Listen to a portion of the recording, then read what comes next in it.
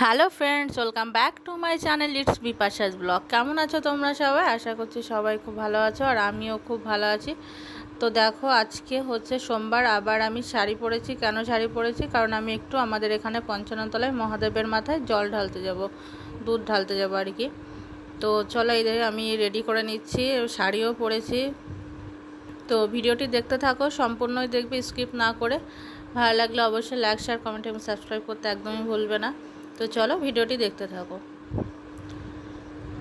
এই দেখো, আমার মাকে বলেছিলাম একটু ক্যামেরা ধরে দিতে, তো মা অত ভালো পারে না আর কি। আর এই যে মহাদেব, চলো দেখো।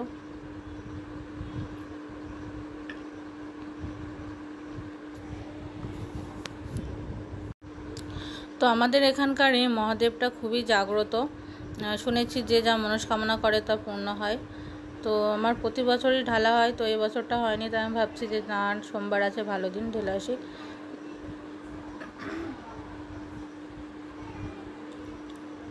তো চলো, পুরো মন্দিরটাই তোমাদের সাথে একটু দেখিয়ে দিই, চারপাশটা ঘুরিয়ে।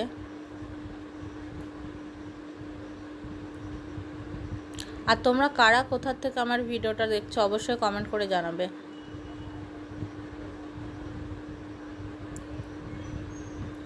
খুব শান্ত, স্নিগ্ধ, মনোরম পরিবেশ।